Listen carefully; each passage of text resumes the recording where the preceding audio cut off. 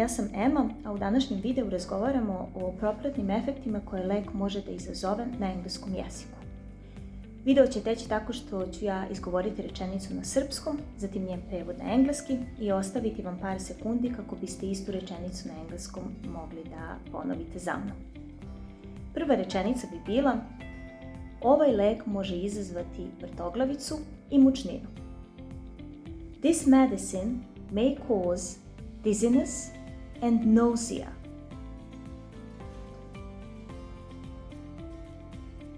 Može izazvati bol u stomaku.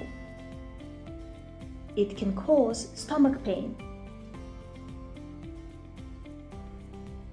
Može izazvati dijareju i uznemiriti vam stomak. It can cause diarrhea and upset your stomach.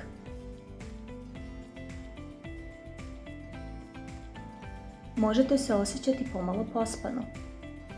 You may feel a bit drowsy ili pak you may feel a bit sleepy. Možete osjetiti svrab.